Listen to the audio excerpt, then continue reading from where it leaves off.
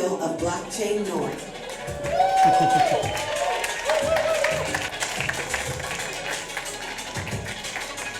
Bonjour tout le monde, comment ça va? Ça fait plaisir de voir autant de gens arriver tôt. Franchement, merci pour ça. Rest assured, I'm going to speak English in about 30 seconds, but for political reasons, I have to parler un peu de français quand même. Je suis vraiment excité parce que, je ne sais pas si tout le monde le sait dans cette salle, mais c'est le premier événement de Blockchain North. Donc, un peu nerveux, très excité, et encore une fois, ravi de voir une salle pleine ici. SPUR the Future, Web3, AI and Quantum Connect. On s'est dit qu'on allait faire simple pour notre premier événement, ici à Montréal. Donc, encore une fois, bienvenue à tous. Hey everyone, I guess you understood this was the welcome message. So welcome everyone. As I was just saying, this is Blockchain North's very first event. So a little bit nervous, very, very excited. Thank you. And I'm on stage, but there's a whole team behind, so that's for them as well.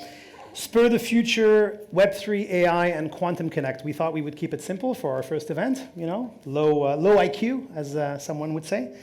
For those who don't know, us, Blockchain North, we're Canada's blockchain media, and pretty much the only one, which I'm very excited to say. We're basically a platform for news, for insights, for community building. We partner with a lot of events. We have a newsletter that comes out every Wednesday, hint, hint, blockchainnorth.ca/newsletter. We also do a Twitter or X Spaces every Thursday at noon Eastern Time, so for everyone here in this room. We interview leaders, startups. At the end of the day, we're here to inform, educate, inspire, and we're also here to give Canada a voice in the global blockchain space. Very important to me. I've lived in 3 provinces in Canada, and I've lived on 4.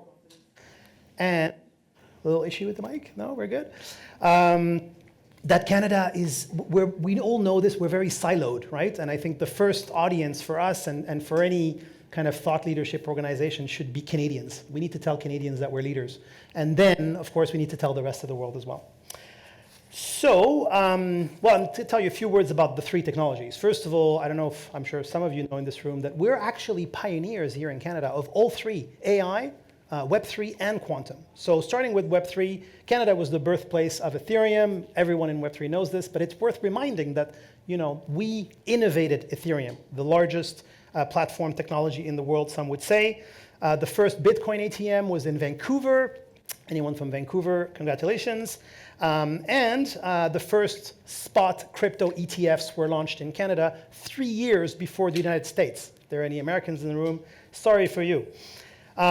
Also, Canada launched the world's first AI national strategy in 2017, so a while ago, leading the creation of 3 world-class institutes, AMI here in Montreal, we have, Mila here in Montreal, AMI in Edmonton, and the Vector Institute in Toronto, as well as the ScaleAI Innovation Cluster, formerly called the Supercluster. Julien Billot is here somewhere in the room, and he's going to be speaking later. In quantum tech, we also have the Institute for Quantum Computing in Waterloo at the university, leading again breakthroughs in computing, in cryptography, in sensing, really cementing Canada's position as a pioneer of quantum technology. Why don't we give ourselves a little round of applause, all right? There we go, there we go. Of course, it's a competitive space, so I mean, we shouldn't rest on our laurels. We have a lot of work to do, which is why we're here today. So we're going to be talking about these 3 major disruptive technologies. We're here to encourage innovation. We have about 30% startup founders in this room right now. We are one too, but tech founders, 30%, right? So pretty impressive. I want to take a second to thank our sponsors, SPUR Innovation Centre. I see Mia here, I see Jess over there, and Cap must be somewhere else. Right there, kind of.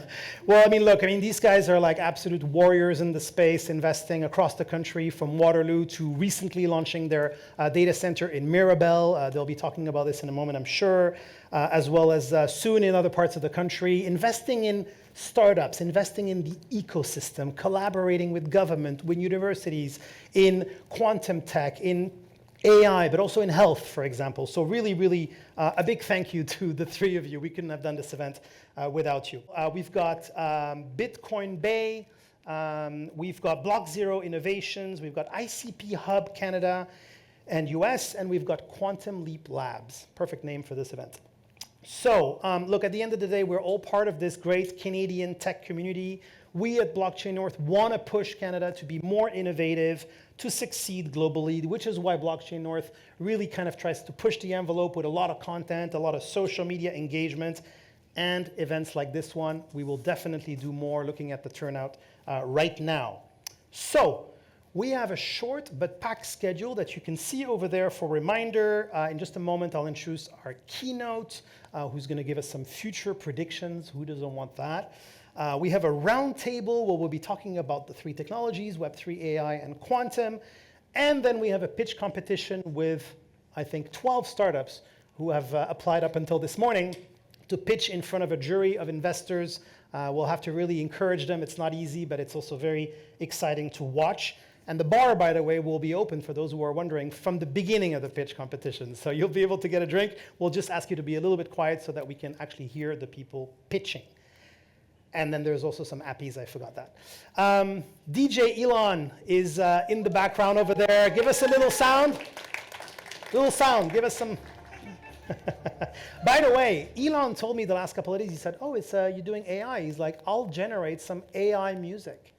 So some of the sounds that he's playing today are AI generated, which means that I'm paying him too much, basically.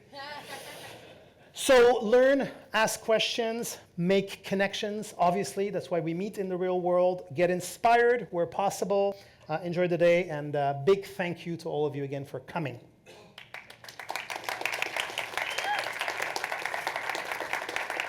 I'm now going to welcome our sponsor, SPUR Innovation Centre, Jess, Mihai, as well as Sam Drissi from RTZU and BIP Quantum to say a few words to you.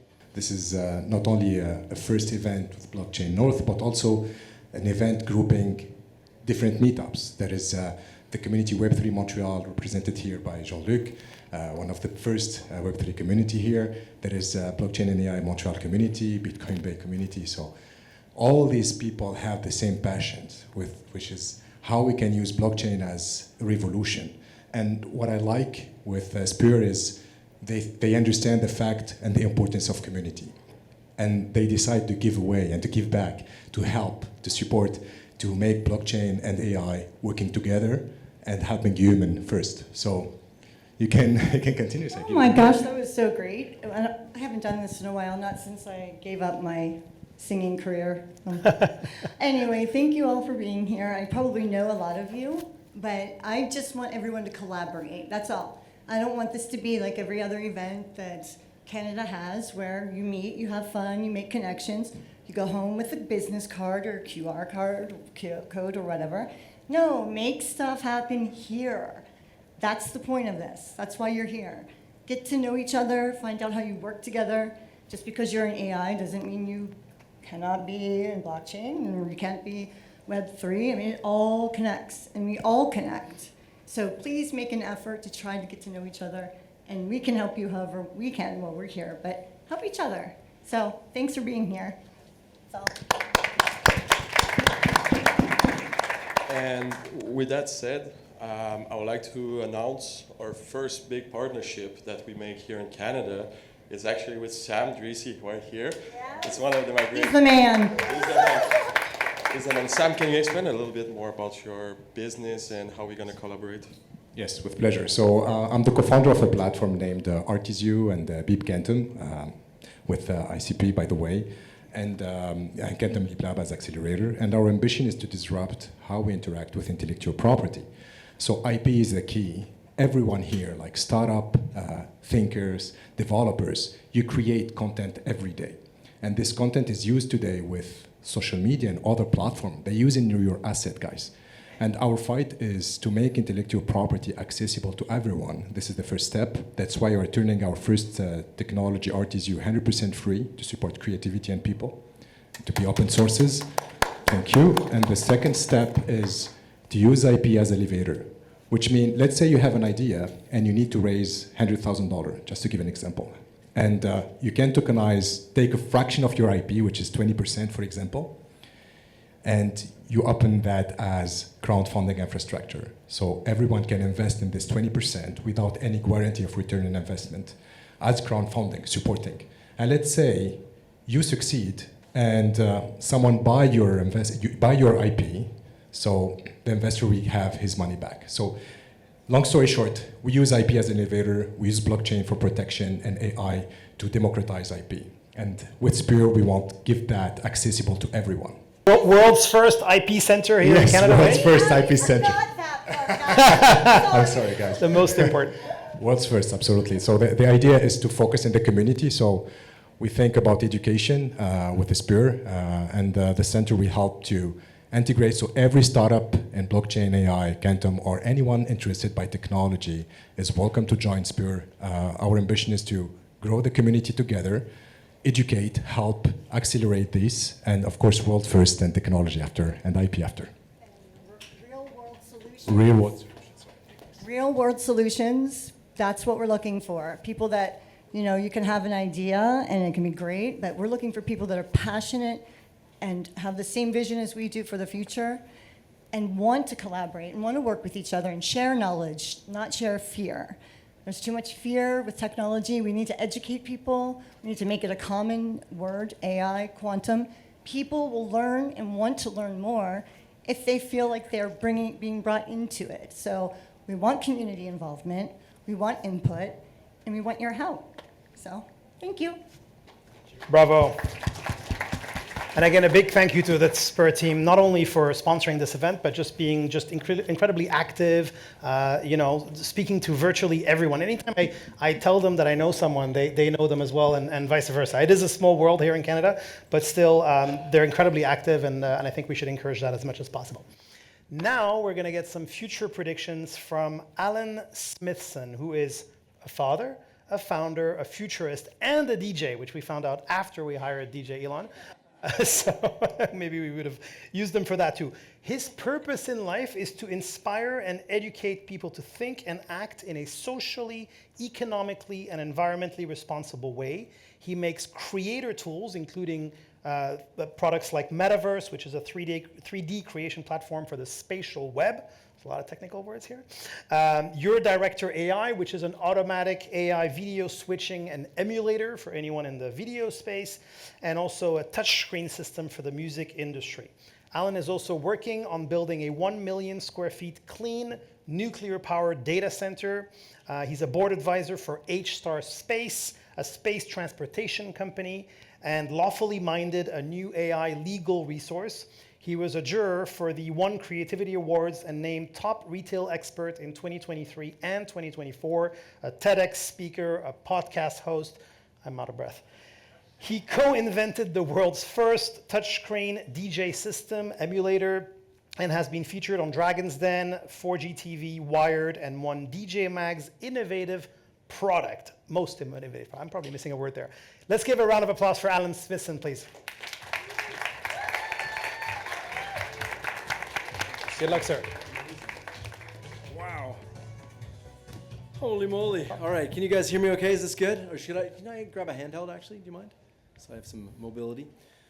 More, that was, I don't need to say the first 5 slides. Okay, welcome everybody. I think we need thank you so much. I think we need a round of applause for the SPUR Group one more time for putting this on, because absolutely incredible. And I'm just grateful to be here, so thank you so much. All right, let's see if we can do this. So, as I said, my purpose is to inspire and educate, which fully aligns with what SPUR's mission is, to inspire and educate as well. So I think we're really on track to be have a wonderful day together. I'm going to talk about things in Web3, blockchain, Metaverse, AI, and quantum computing, but I'm going to do it really fast. And I'm really just going to look at the practical use cases of these technologies. So let's get into it. Here's a little video about me.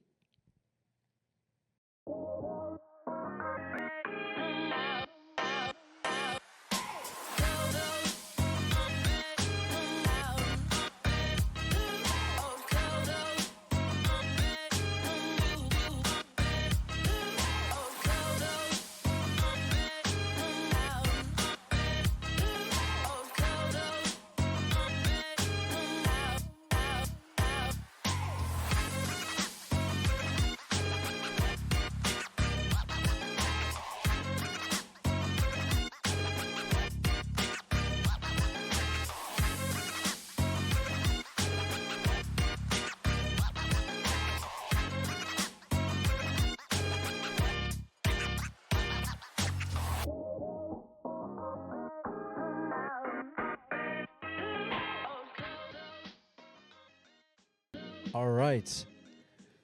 So first thing I want to talk to you about quick is Unlimited Awesome. Our goal is to build a new education system. We realized about 10 years ago, our kids were going through the public school here in Canada, and I realized there was such a discrepancy between the trajectory of technology and the trajectory of school.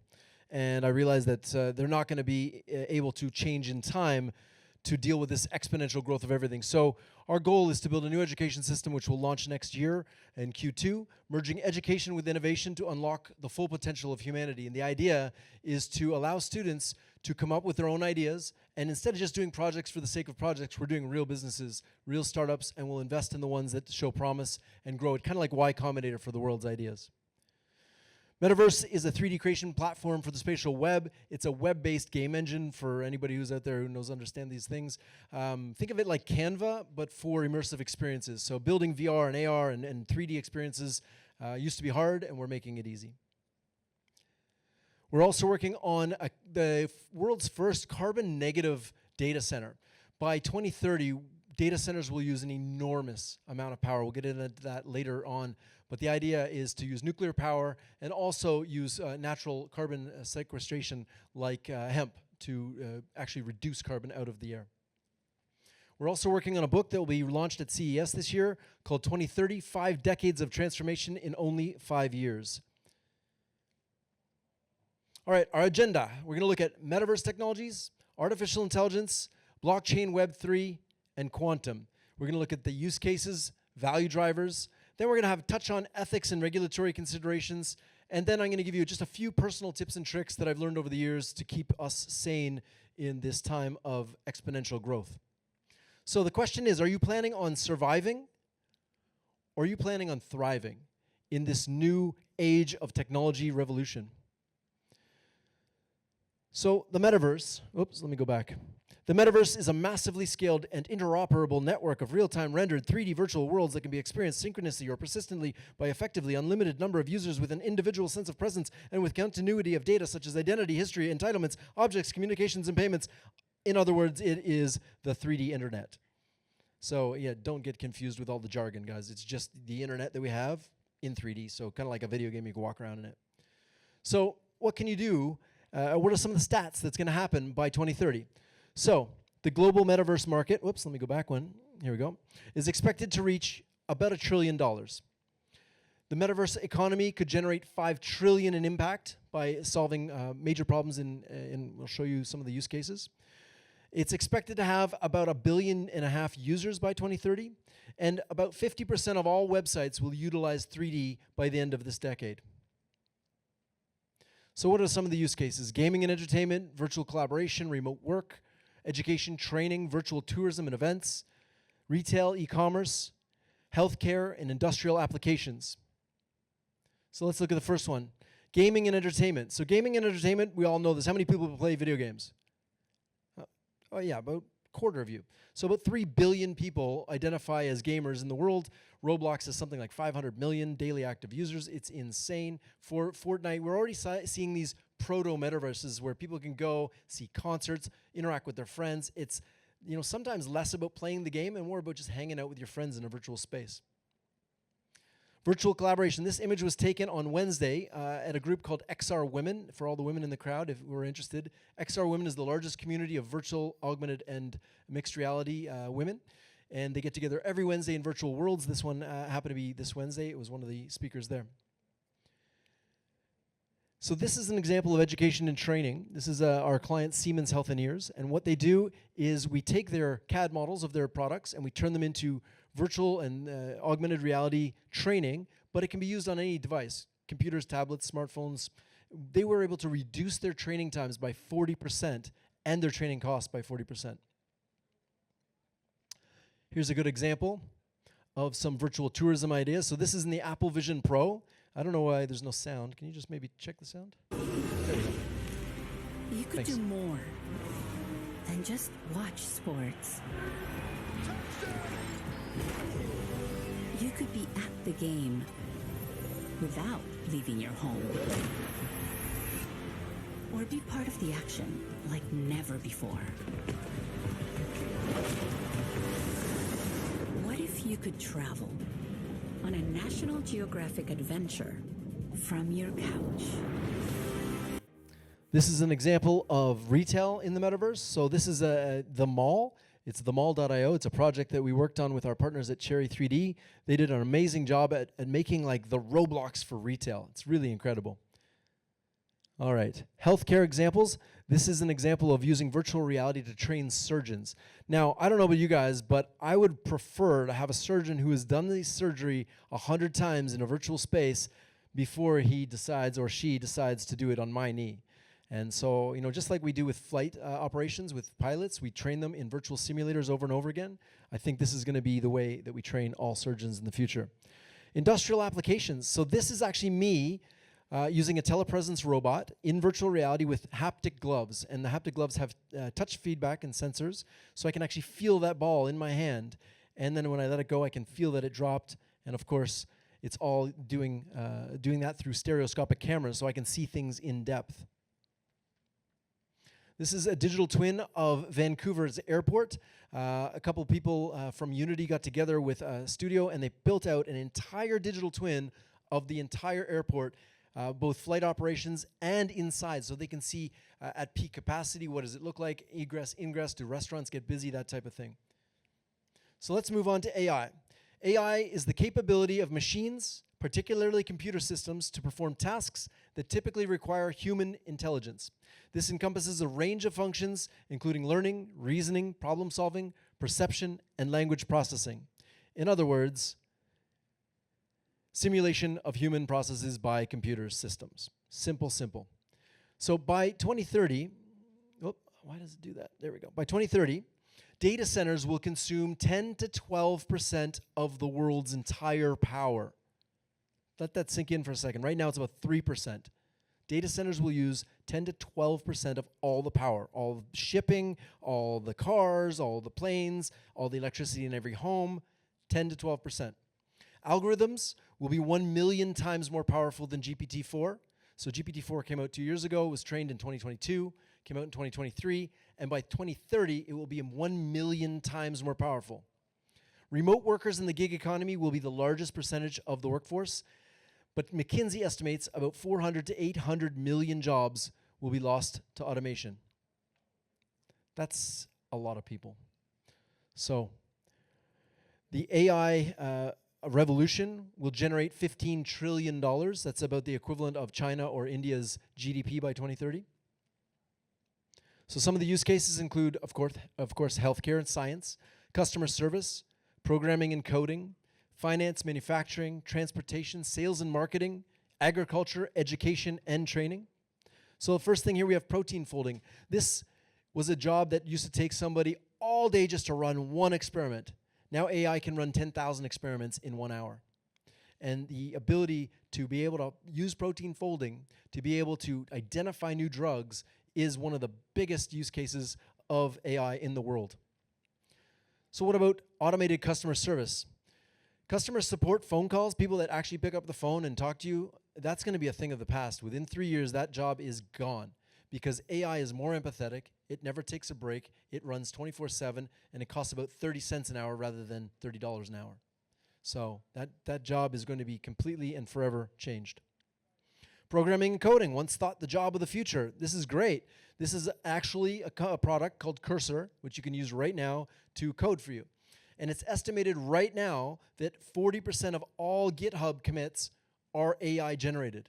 So it's already here.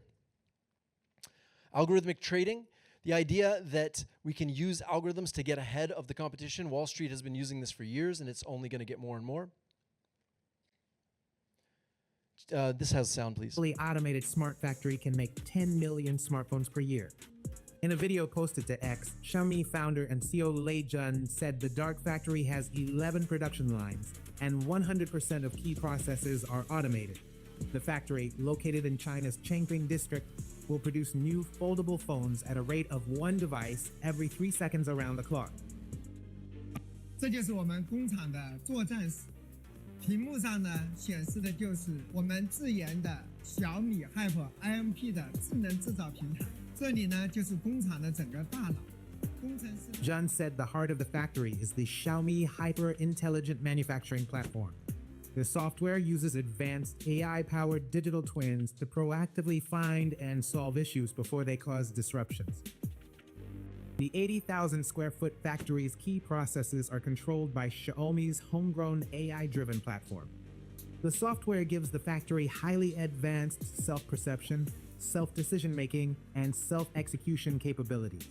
Using real-time data, the system independently diagnoses equipment problems, improves process flows, and manages entire production processes from raw material procurement to delivery. Think about that. That factory makes 10 million smartphones a year with less than 50 people. Autonomous transportation is going to be a huge thing. We're writing a whole chapter on autonomous mobility because it's not just, drone taxis. It's going to be cars. It's going to be trains, airplanes, helicopters. Everything that moves is going to be autonomous at some point, probably before the end of this decade. And so autonomous transportation, I put this in AI and I said, autonomous flight over top of Montreal. I don't know if it even, does it look like Montreal? I guess so, a little bit. We also have sales and marketing. Here's an automated sales and marketing system that allows you to create sales funnels and sales programs with just entering a few prompts and uploading some information about your company. So your sales team can now leverage this power and go through all these sales processes. But the other thing you can do, how many people here use note takers in their meetings? How many people show up at Zoom and there's like more note takers than people? If you're not using a note taker, I strongly recommend it because what you can do, especially if you're in sales, you can actually link that note taker to your CRM, have your CRM send a message to your, to the person you were just in a meeting with, and signal follow-ups for you, so you don't have to forget. And most salespeople, we're not lazy. We're just kind of, I'll get to it when you get to it. But this automates everything, so you don't have to worry about it. You can go have a coffee instead. All right. So agriculture, this is another big, huge part. This is a computer vision, which is a subset of AI. And basically what it's using is computer vision to identify weeds and then using lasers to kill them. This uses, of course, no pesticide because now you're using lasers. And so it uses a lot less pesticides, and it's a lot more healthy and has better outcomes for the agriculture and the farmers. So in education, AI can be used as a mentor, a personal mentor. So one of the things we're building is a personal mentor that learns for the students and learns from them over time and gets better and better and better over time, which is why we're building our own data centers. So let's talk about blockchain and Web3. Decentralized, distributed digital ledger that records transactions across a peer-to-peer network. Doesn't get any simpler than that. So what are some of the key points here? With blockchain, the idea is that transparency is key. If you want something to be opaque and you want to do shady stuff behind the scenes, then don't use blockchain because it's all out there for everybody to see. And so transparency is the key because you never know what's going to be hidden underneath the sheets there. And one of the things, how many people here have NFTs? Anybody? How many people have lost money or anything in crypto, blockchain, NFTs, right? Like more people than, there's like 20% of you. I did an informal poll on LinkedIn, and 26% of people had lost something or been scammed or lost money or lost an NFT or forgot a password. This is unacceptable. Imagine if MasterCard just said, about 20% of our people just lose their money. It wouldn't fly. We need to fix these problems, and transparency is the key for this. So by 2030, the global blockchain market will be about $500 billion, about 1 billion cryptocurrency users, and actually that may be sooner than 2030. It could add $3 trillion to the global GDP, and it will work seamlessly. We won't even call it blockchain. It'll just be distributed ledger. It'll just be out there working. And I know some people working on this in medicine and tracking transportation, in tracking autonomous vehicles. And it will work seamlessly with IoT, AI, and XR. So some of the use cases include decentralized finance, obviously, DAOs, decentralized autonomous organizations, smart contracts, loyalty programs and voting systems, academic credential verifications, intellectual property rights and rights management, supply chain transparency, and wills and inheritances. So of course, DeFi. A lot of people invested in Bitcoin, and then of course all of the other coins. There's Ethereum, there's Solana, there's HBAR, there's all these amazing coins that have come out. And then there's the shit coins, and they're fun too. You can trade. There's the first AI algorithm to ever hit $1 million run rate, created its own coin, and it's called Godius Maximus. You can buy in, you can ape in if you want. I wouldn't recommend it. So, decentralized autonomous organizations, being able to run businesses from anywhere in the world with a trustless system so that everybody is in the same boat, as you would say. Smart contracts, loyalty programs, and voting systems. Transparency, transparency, transparency. If you want to know what things are happening, like right now we're about to watch one of the most consequential voting in history of America, and we're just kind of sitting there and it's all opaque and people are stealing votes and people are burning things, and this is not good. We need this. We need transparency. Academic credentials. You know, right now, if you graduate university and you want to share that information with a prospective employer, you have to reach out to the college, you have to get your diploma and your receipt, and then send it over. Well, if you had blockchain, you could just unlock that for any potential employer. It would be of your own volition. Identification and authenticity. So, how many people know what this thing is?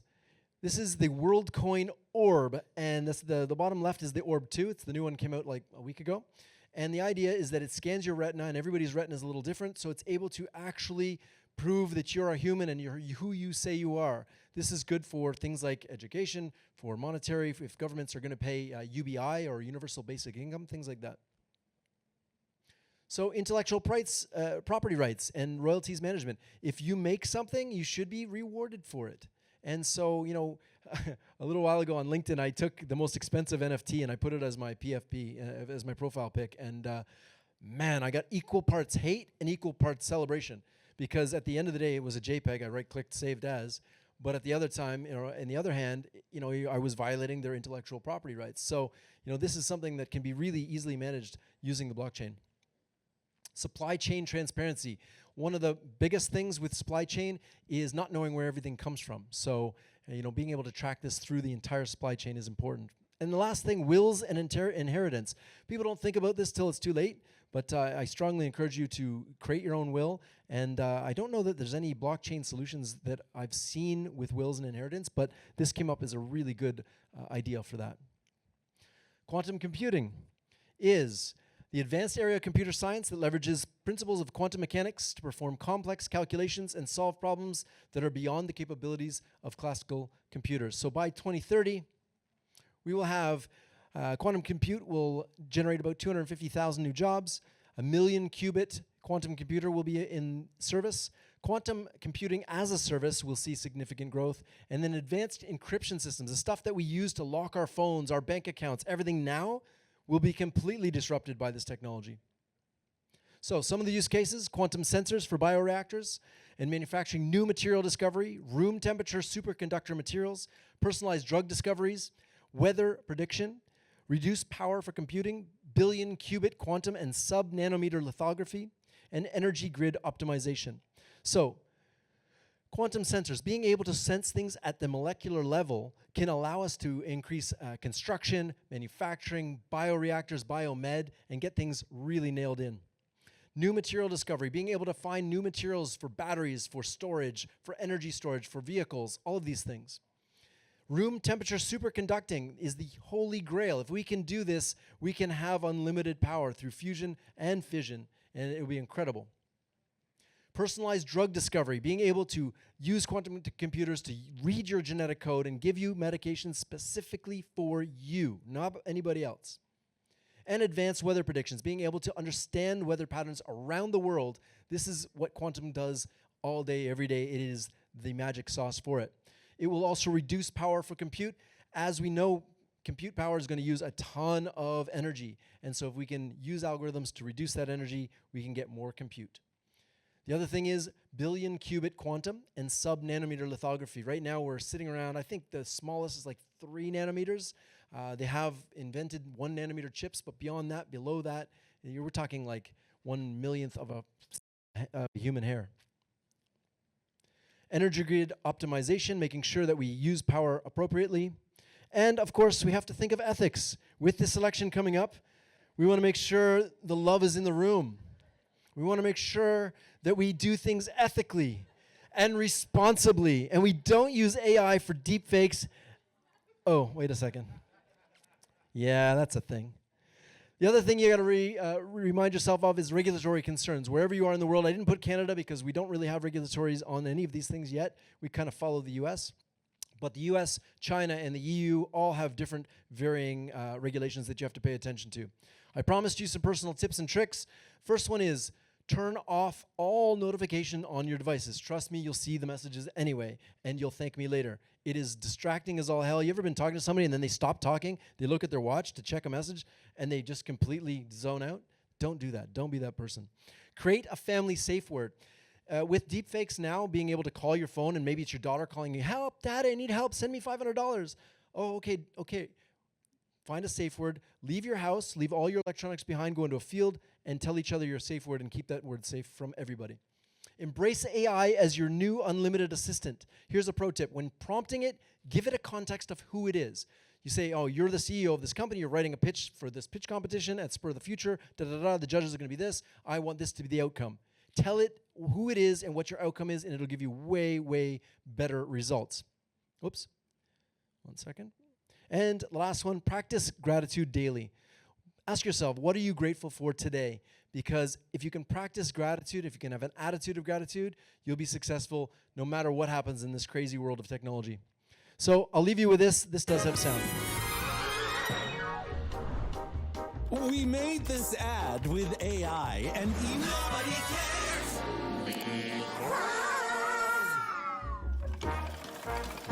Nobody cares that you use AI. We get it. You used AI. We just care if it works. If it disrupts Or it converts. Or makes a user dramatically cry. Oh, I love this. Did they use AI? Nobody cares. Yeah, I built this spot. Just make it work fast and I'll give it a shot. Your boss doesn't care an ad was made with AI. That's TMI. She just wants ROI. Like a pen or a brush, AI is only a tool. So don't brag like a pro if you grunt like a fool. Just show what you did. Beyond that, nobody cares. Nobody cares that you use AI. They care about the results. For the best ones, hire Fiverr experts who've mastered every digital skill, including AI. Oh, by the way, did we mention this ad was made with AI? Nobody cares. That's all I have for you guys. Thank you so much. My name is Alan Smithson. You can go to alansmithson.com. You can connect with me there. Thank you. Thank you very much. I didn't expect AI, quantum, and Web3 to be funny, so I guess that's a plus. Thank you very much, Alan. Appreciate it. Now we are going to invite our panelists in just a few seconds to talk about Web3, AI, and quantum. Each of them are deep experts. Our moderator will be introducing them. They're going to start with like a 5 minutes sort of, I guess, manifesto of why their technology is the most promising for the coming years. And then they'll have a little roundtable discussion. And for those wondering, the bar opens in about 55 minutes. So just a little bit more patience. We still have drinks at the back for those who want. Our moderator today is Krystyna Banakh, who holds a master's degree in international law and litigation. She speaks 5 languages, but we'll do this in English. She's traveled to over 50 countries, lived in 6, and she brings a wealth of international experience, but also exceptional communication skills. She does a lot of work in the Web3 space, which is how I got to know her recently at Futurist. Let's give a round of applause for Krystyna and her panel.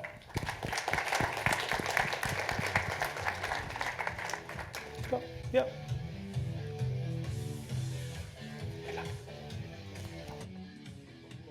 Hello, everyone. I'm thrilled to invite our guests and to start our panel. I hope you will not judge me too strictly because it's my first time to host a panel dedicated to tech industry. But I hope our conversation today will be productive and you all enjoy our time together. And I'm very thrilled to introduce it to our guests. So first person today that I want to introduce it to is Dr. Jelani Clarke, who is a leader at AminoChain and Drissi world. He's working to change how we do research through decentralized science. Our second guest is Julien Billot. He is a CEO of ScaleAI and a key leader in Canada's AI field. He is also involved with NextAI and Creative Disruption Lab and focuses on using AI to solve real-life challenges. And our third guest is Dr. Pierre-Luc Dallaire-Demers, a quantum technology expert at the University of Calgary and the founder of Pauli Group.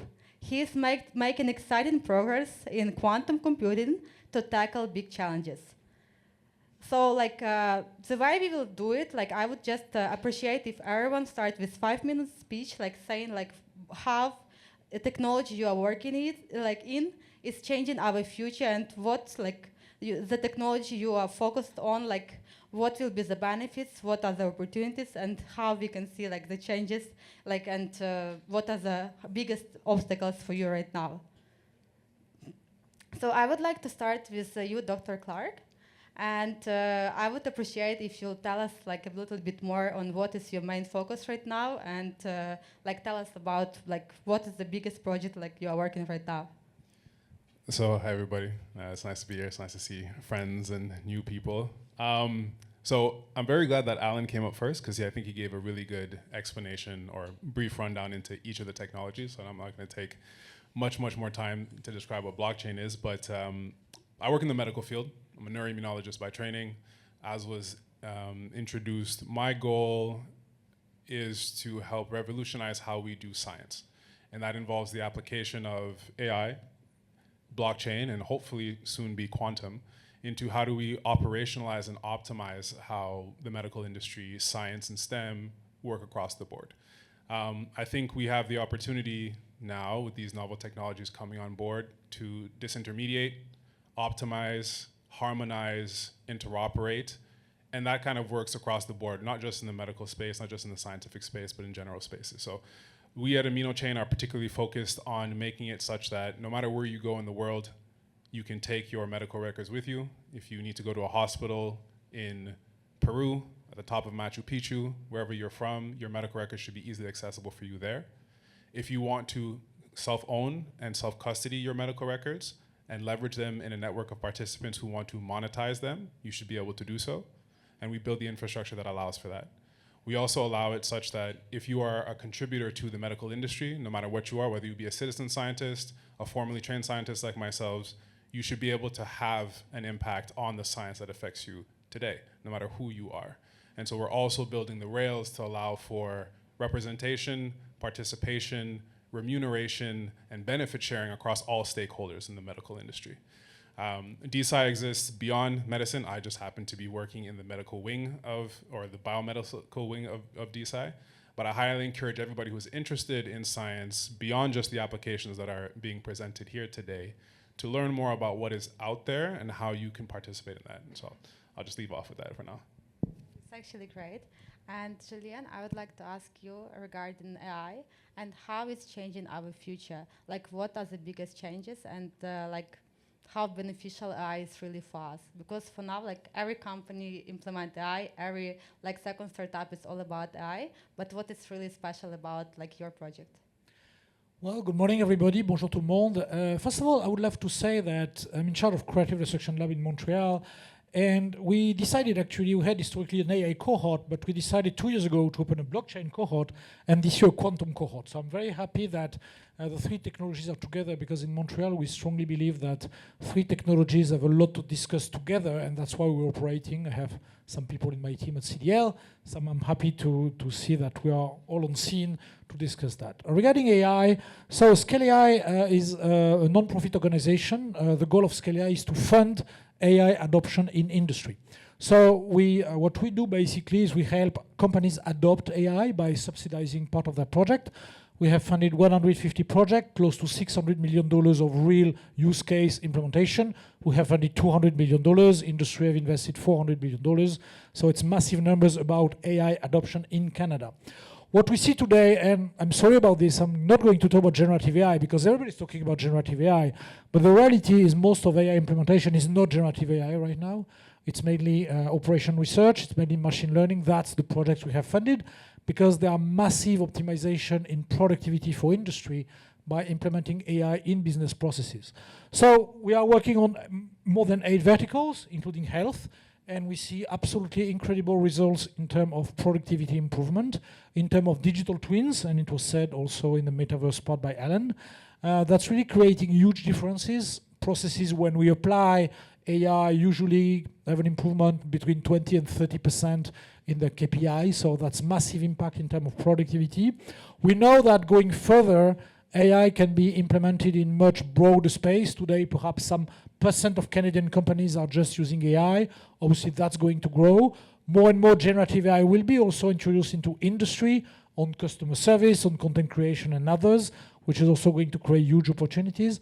There's something I want to mention, because we talked about 400 to 800 million people losing their jobs. It's important to recognize that in our G7 economies, most of countries are actually missing people.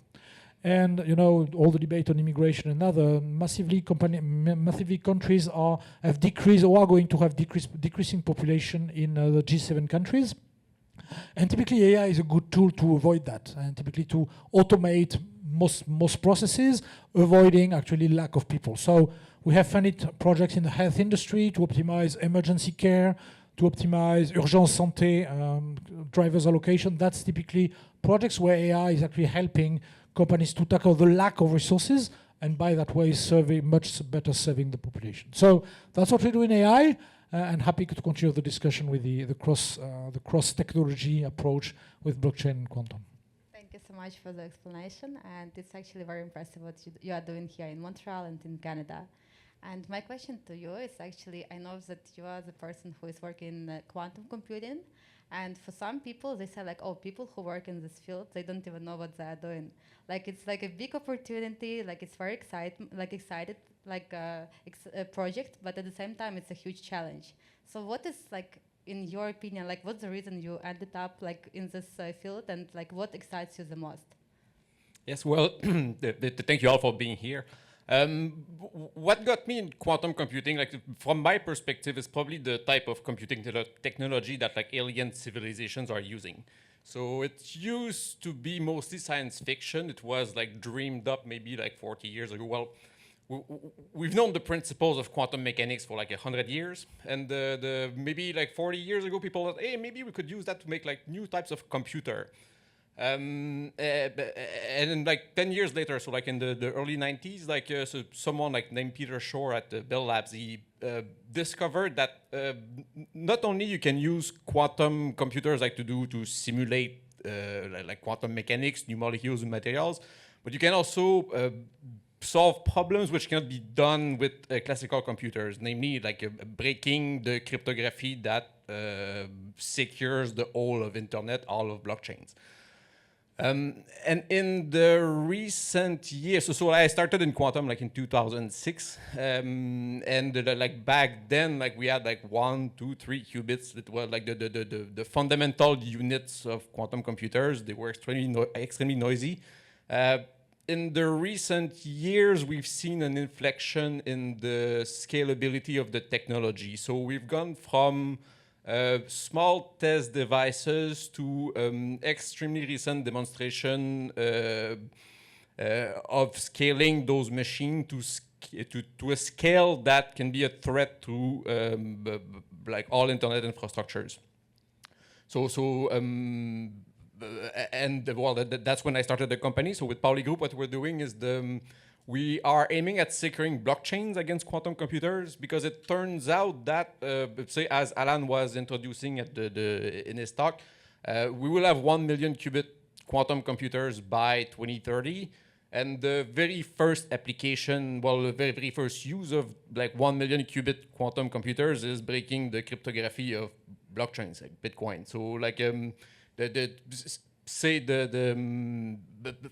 the future, we'll be able to simulate new molecules, like do personalized healthcare with quantum computers. But each of those applications, like each time you do a run of those applications on quantum computers, they're at least like 1 million or 10 million times as difficult as breaking Bitcoin keys. So whatever we do, however the technology develops, the first step, and like which already started at government level in like large enterprise, is to secure our current digital communication such that we don't end up in the world where we have large-scale quantum computers and no telecommunication media to communicate. Yeah, and what got me excited is really that like we are using the most fundamental theory of nature that we have to enable essentially the real generalization of computing that we've known since the 20th century. Very impressive. Thank you so much for your answer. And now let's just move to disruption. So like all of these technologies, they bring a lot of challenges. And people always raise questions about security, how protected we are. And my question is like to you, if it's possible, like how does decentralization work and connect with the government and like finance and other industries? And like what is the guarantee that actually using it, like it's actually safe for all of us and for the people who are in these industries? I don't like to work in guarantees. I think we can all have experience, and we've all seen that nothing is truly guaranteed. We have quantum on the advent that'll break all of our guarantees. But what I will say to the concept of disintermediation, transparency in some cases, opacity when necessary. I think the ability to take humans out of the loop to a certain extent, automate things, remove points of failure in the framework of decentralization, so you have less particular points of attack that you can handle, that you can leverage to break into something. I think that's the framework of decentralization. Blockchain is an interesting thing. So we like to talk about how decentralization is kind of like the blockchain is the epitome of this. I don't necessarily agree. I think blockchain as an amalgamation, as a composite of a variety of different technologies, which include cryptography and all these different kind of things, has its use cases. I think there are applications where it becomes important. In the financial realm, it can be so. But I don't think it actually solves things for securities necessarily. I think in some instances it reassures them, and in some other instances it actually makes things weaker. So I like to take a bit more of a measured approach to that. Thank you. Now my question is related to AI. So for a lot of people now, they have fear that with the development of AI, we will lose jobs. And also like there is a lot of fear like about protection of our data.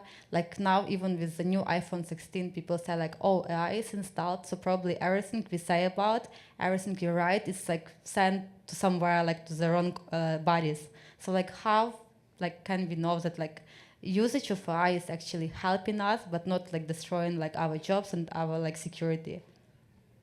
Well, that's obviously a complex question. As a friend of mine was saying, the AI we want is more Iron Man than Terminator. So that's really the balance we want in AI. You know, at the end of the day, there are multiple answers to that. The first one is there are multiple types of AI, and they are not creating the same type of issues. So obviously, if you think about AI for industry, machine learning, operation research, using to transform business processes, they're not creating so much risk. Perhaps risk on employment, but as I said, in most industries today in G7 countries, there's more, the major risks are more lacking of people than too many people. So that would balance the risk on that. Of course, there are other type of AI, like generative AI, that can create much bigger risk on content creation, fake news, as we saw in the video, or political interference or others. So first of all, it's important to recognize there are multiple type of AIs bringing different benefits, and so have to be treated differently in terms of regulation or in terms of the way we use it. The second one is what we really want to avoid in AI is, let's say, a self-working AI working by itself, which is Terminator. That's really what you want to avoid, because in all the other cases, at the end of the day, human people will decide how to use AI. Meaning AI is a tool, it's like a hammer.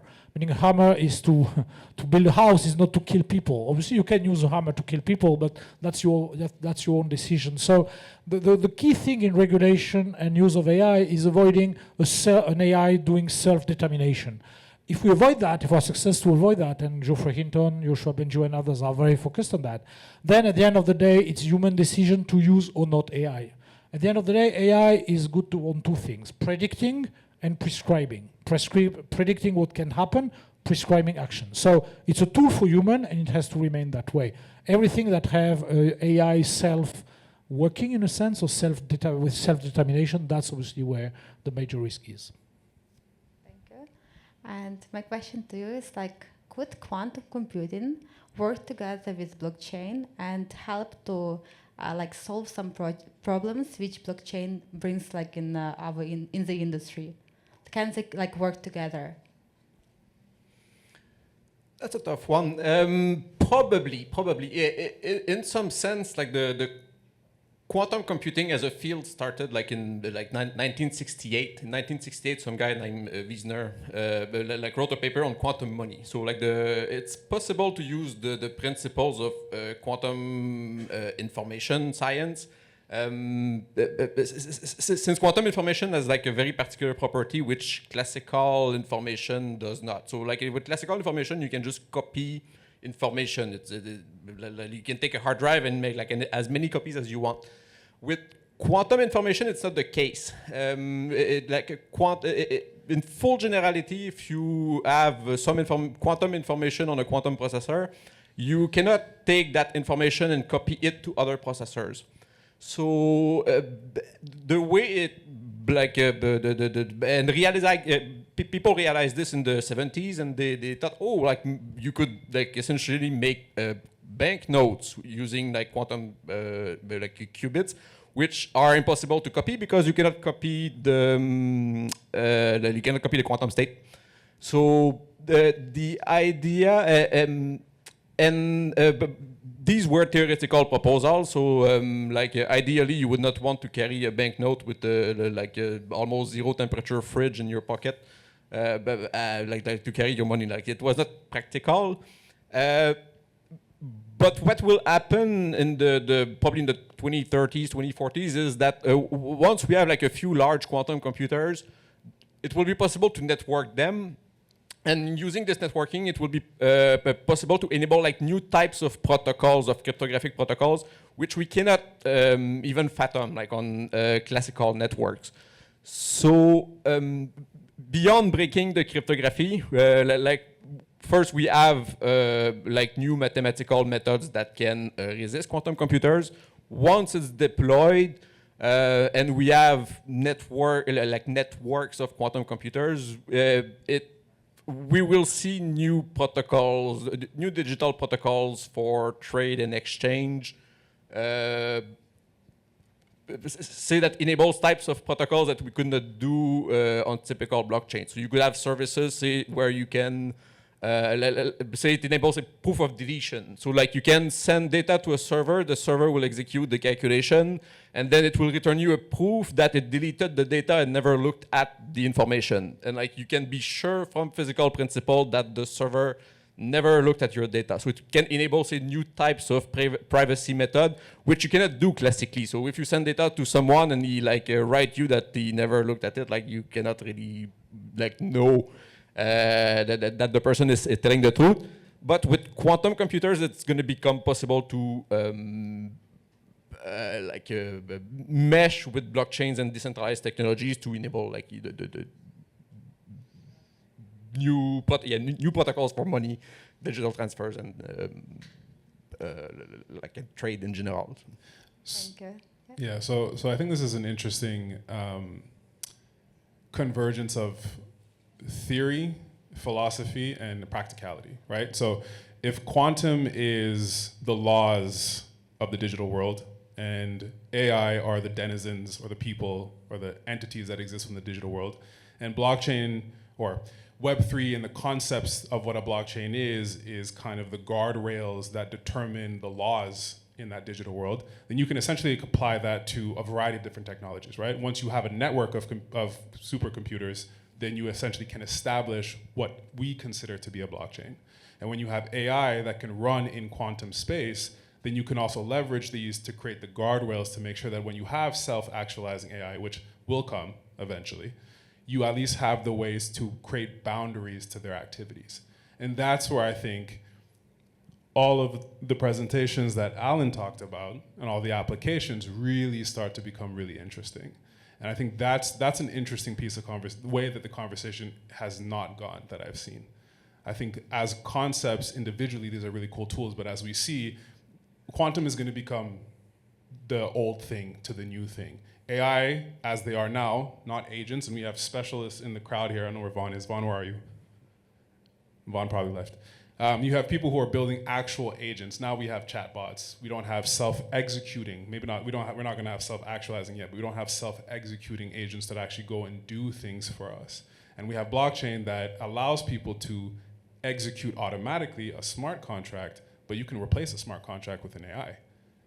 And then we see things at different scale. So I'd love to kind of see your guys' perspective from that angle. Like the merging of the technology at its fundamental core, yeah, okay, there's limitations, but conceptually, what can we get once we have these things all in their optimized state? Yeah, I think it's important. Well, I'm not by far a technological guy, but the important thing perhaps is to look from a use case perspective. If you think about supply chain, I mean, supply chain, that's a great area where there are a lot of opportunities and improvement. And all technologies actually are really working in this field, meaning smart contract, as you said, that's one piece, transparency is one piece. AI is great for supply chain because there's a lot of data to do multiple things, going from demand forecasting to warehouse optimization to traceability and others, sometimes leveraging also blockchain. And of course, quantum can be used to make better calculation and more precise calculation. So I think this type of application, merging technologies, perhaps will have to be seen vertical by vertical. As you say, medicine is one of them, health, education could be one of them, supply chain is definitely one of them. So that's really space where we can see this technology merging.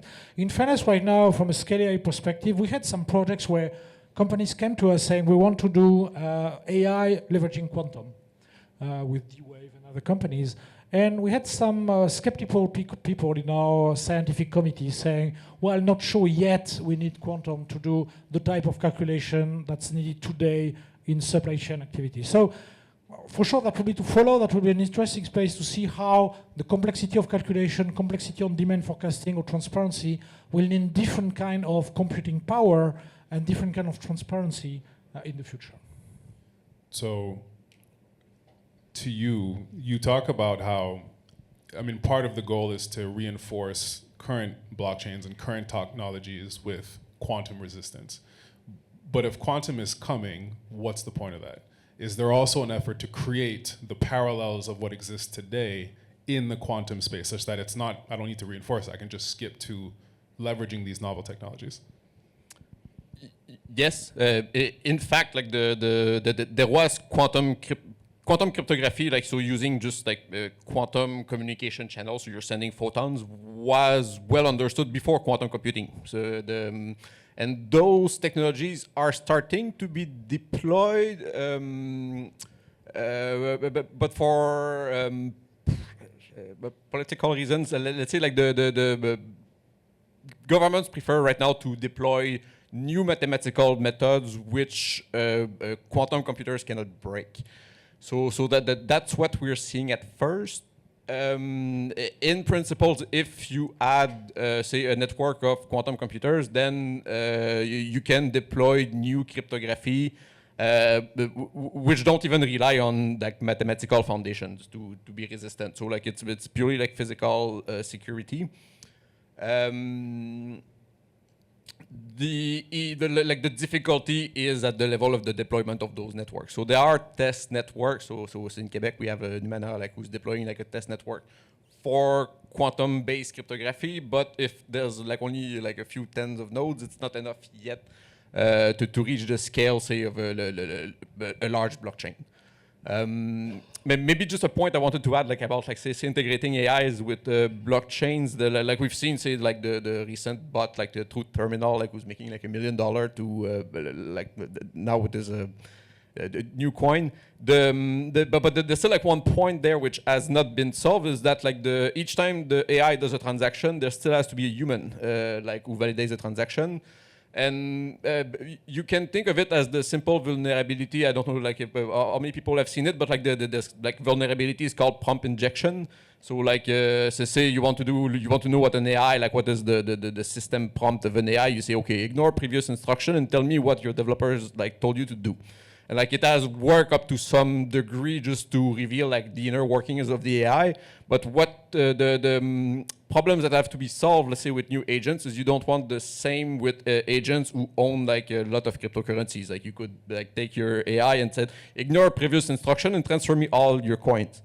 So we still need humans in the loop at that level to like just as a mechanism for like the responsibility of like the especially when it involves like money and like what can be traded.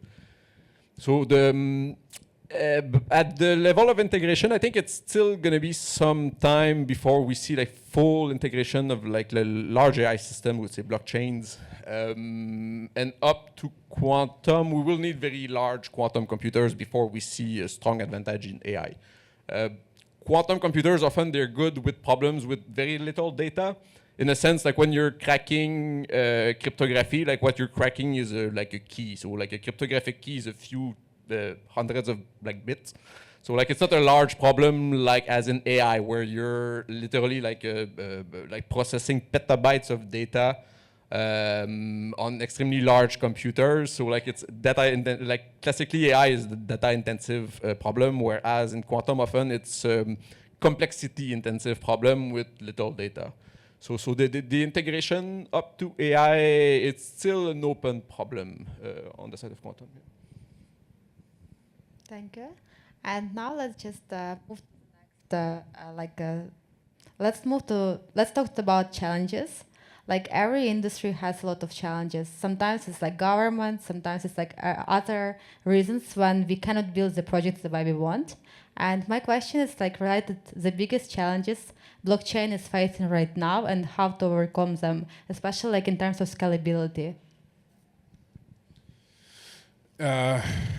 So blockchain has the trilemma issue where you can tackle two of the three or some computation of the three, but not the three in and of themselves. I am not a blockchain engineer, so I will speak to this as loosely as possible from the technical sense. So there are technical limitations that limit the ability for blockchains or certain blockchains to scale infinitely or be able to handle transactions or have transparency or reach consensus. And I'll leave those to the technicians. Blockchain also has a meat space limitation, and that is the general understanding of what it is and can do and what it should do and what it shouldn't do. So we have rampant narratives around what blockchain is.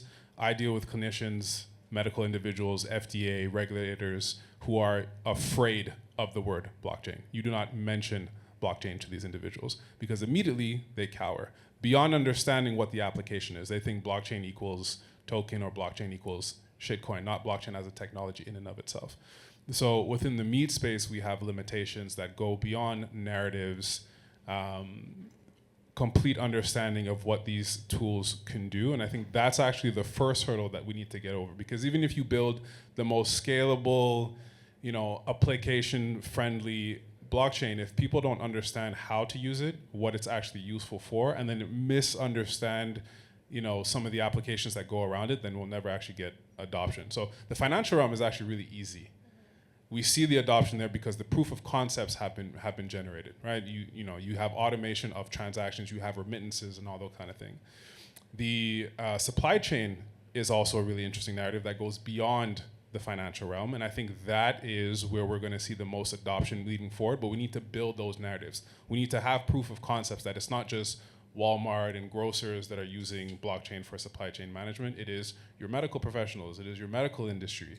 The medical industry doesn't have an operating system. The financial industry has an operating system, right? It's bound by the banks and the central governments and all these kind of things. The medical industry doesn't across the world, it's fragmented. And so I think we can leverage, we can leverage blockchain as an example, AI, and I don't know applications of quantum beyond, molecule solving, to help solve these issues. But it's, can we create the narrative and can we have the discussions with the individuals, the stakeholders, to make them understand that this is a tool that can be used to reach a particular end. And I think that drills down to actually the idea beyond the limitation of adoption in blockchain is sometimes it's blockchain for blockchain's sake. And we need to move past that. We need to have actual applications from where it's used, for where it can be used, and the actual impact that it can drive on people. And I don't think we quite have seen that yet. In the same way that like AI came on the scene and makes my life 10,000 times easier. Quantum is scary and cool, but the idea that you can have supercomputer activity, like sci-fi has already done that. We don't have the sci-fi for blockchain. We don't have that narrative. We need to build those narratives. Thank you. And regarding AI, like the most important, like in AI, it's actually secure usage. So what are the steps taken to actually prove that using AI, it's safe for us, like safe for government and like for industries? And what like should be done to make it like more safer for us?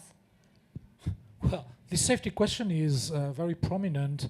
And as I said, it's a bit too much of a question in the sense that we should stop about talking AI and talk about multiple type of AIs in the sense that they don't have exactly the same type of issues. As I said, AI for industry, well, not really threatening democracy, you know, when you try to optimize, do demand forecasting for emergency rooms or oncology treatment or assortment in store, that's not threatening democracy. So safety is not really a concern. Obviously, if you use AI to drive a plane or to drive a car, that's another discussion about safety. So safety is a very relative issue, and it really depends how you want AI. So government are working a lot. Actually, it's interesting because we have very high-level discussion with multiple governments. The government of France, I was with the people from the government of Italy this morning. A year ago, everybody was very concerned about safety. But now people begin to recognize that, okay, we talked a lot about safety, but what about the good things on AI and how we use AI to drive productivity? And so now the conversation between governments is about safety, but it's more and more around productivity gains, improvement for citizens on different topics like education, health, or generally productivity. So, I mean, the balance is, I think it was needed to have that discussion. The balance is a bit coming in the middle between AI is a tool, let's use it for anything, and on the other side, AI is a threat, please limit its utilization. So it's really in the middle now. I think that's the best position. Outside of that, a lot of safety in AI is linked to research, meaning what we were discussing about self-determination for AI software. Obviously, that's still perhaps 1 year, 2 years, 5 years, 10 years from now, nobody knows it's going to happen, but it's still a research activity. And so what Joshua Benjo and others are saying is governments should invest in research to be sure that safety in AI will be sufficiently researched and will be with solutions that could be implemented when times come. So. Thank you. And my question to you is related, like, how soon can people see quantum computing in their home? Like now, as I understand, it's more about quantum computing and defense systems. But is there like any chance, like in next 5-10 years, like what is the scale? Like what is the term when we can use them, like at our homes as well? I'm not sure we'll ever see, not in any time soon, we'll see quantum computers in homes. Well, for first, like currently, like say the million qubit quantum computers being built, they're roughly like the size of a Costco. So like it's not something you like, well, unless you have a very big home, like it won't get close to your home. And then like as we're seeing in AI, so like large AI models, like they don't run in people's home. Like it's like a supercomputer somewhere, like in a data center, powered by like megawatts of power, and then like you're essentially using a cloud like to access AI systems, just because it's cheaper to centralize them and put them like in one big building. And we're like just like for quantum, it's likely gonna, well, for quantum computing at least, it's likely gonna be still the case for like the next 2 decades to come. Like those machines are like fairly, well, they use roughly the energy of a data center, but like just in terms of the computing you need to make it work and like all the equipment, it's unlikely like that it will be like home-based anytime soon. On the side of quantum technologies in general, it's much more likely, like if it's not already the case in some sense. Like quantum information is often divided like in 3 big buckets. So like there's quantum computing, so like the quantum algorithms. There's quantum communication, so like the purely secure like communication based on quantum mechanics. this has more chance in 10 years of making an entry like at the consumer level. And there's also quantum sensing. So like using the rules of quantum mechanics like for better sensors. So we have not seen them yet in consumer devices, but it's just bound to be integrated in like all the sensor suites that you have in your cell phone. So your cell phone is just packed with sensors. There's like magnetometers, accelerometers. This used to be it was revolutionary in the 2000s when cell phones, like the new smartphones came online, like they became a reality. And the quantum sensing technologies to have like much more precise sensors like inside like personal devices are likely, if not already, being integrated in current technologies. Thank you. And now let's move to the brighter side. So let's talk about opportunities. And like my question to you is, which industries don't use blockchain yet? And once they start using, how blockchain can benefit like in the industry? How it can change like the way they like work, the way like they operate? I'm biased, so I won't say medicine and I won't say science. Any industry. So any industry that has data that needs, every industry leverages ledgers.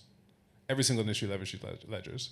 And so blockchain as an ability to capture data in a structured way, set the access points to get access to that data and determine how that data is leveraged. Any industry, all industries can leverage blockchain. Now, what level of penetrance into that industry will be determined by the application and the type of blockchains that you want to use. But all industries will leverage them eventually. Thank you. Thank you.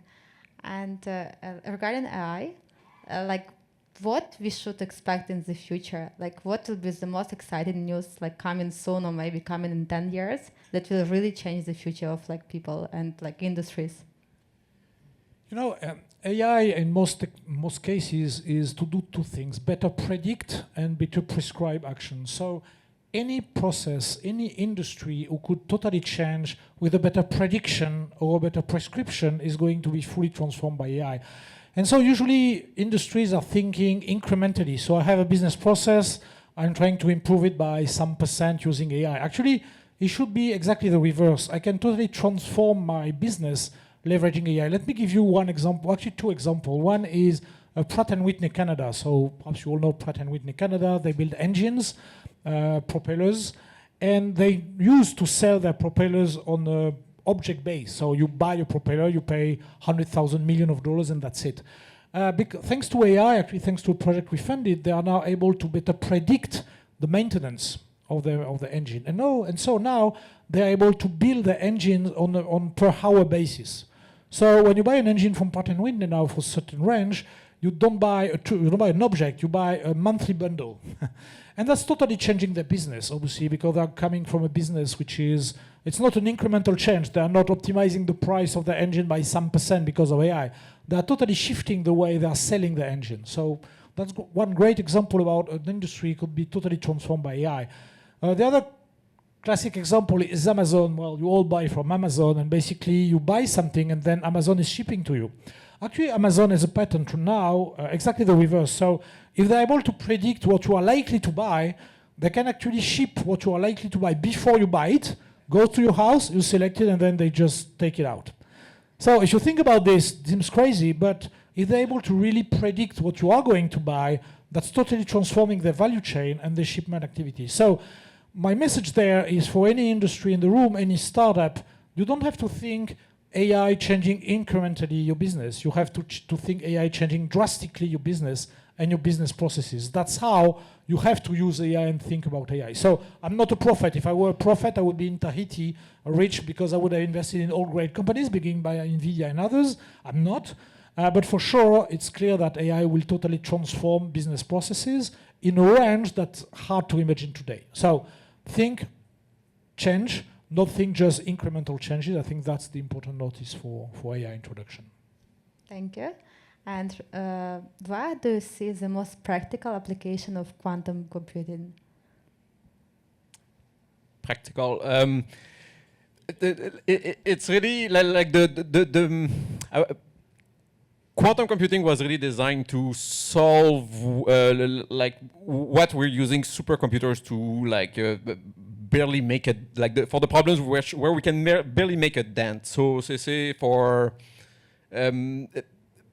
down to the consumer, the chain may be fairly long before people see like the direct impact of quantum computing.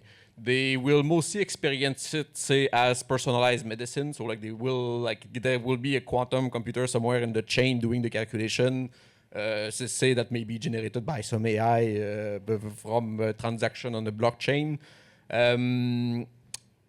But say in terms of like consumer experience, like say quantum computing, like if there's a challenge right now, it's like finding applications for like many industries.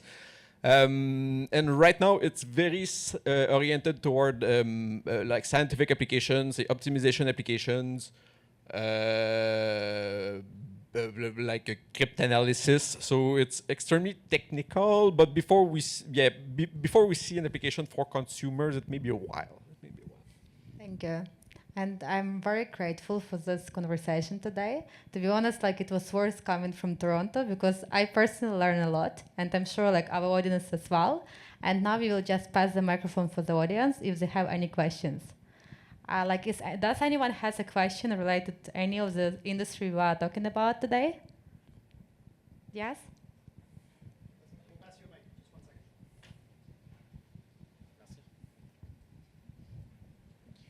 It was?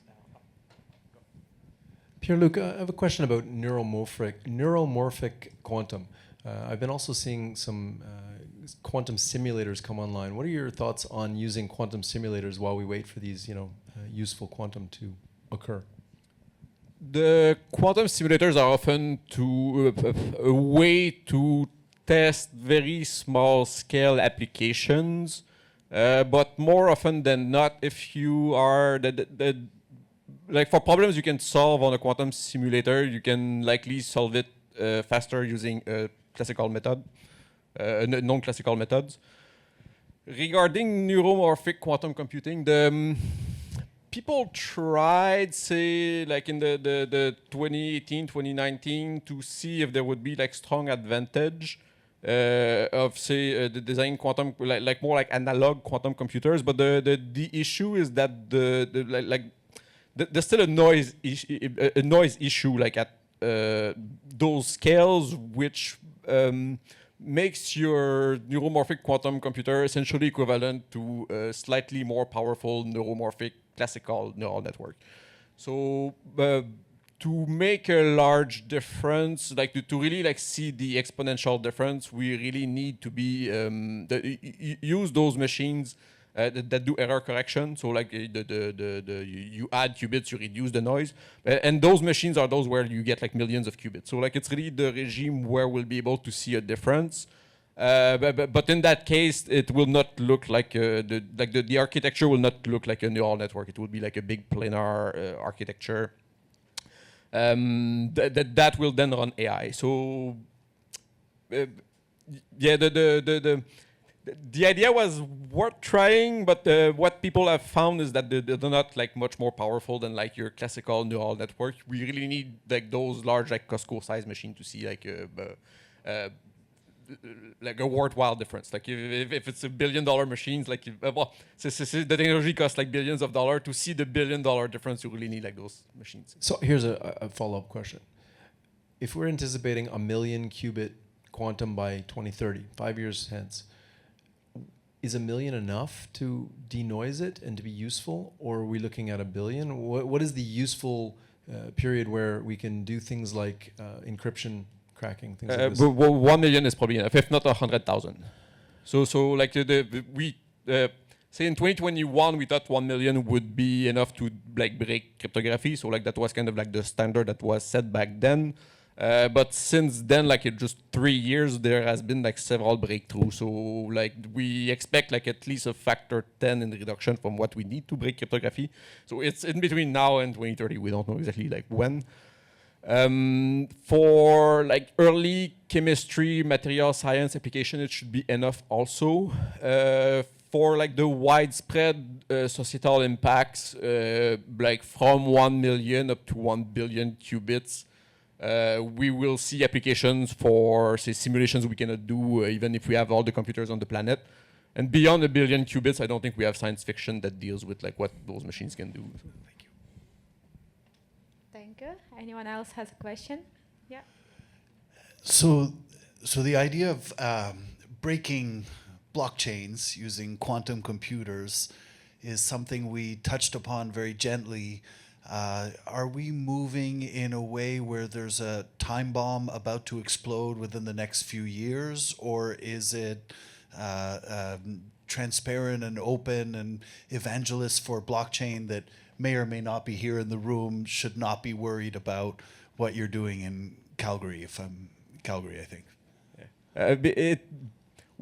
So like we know like the machines will, like the commercial machines will be large enough in about 5 years to break Bitcoin.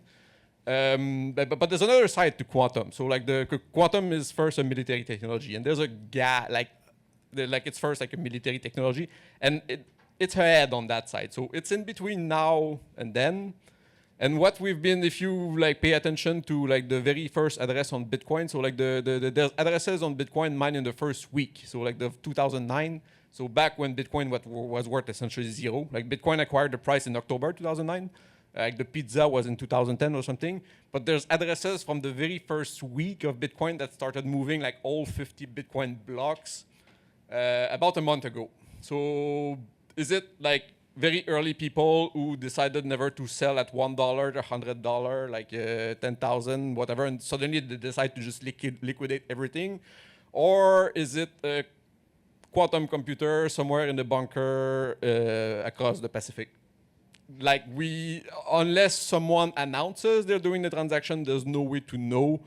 And on the commercial side, there will likely be like public demonstration before real attacks.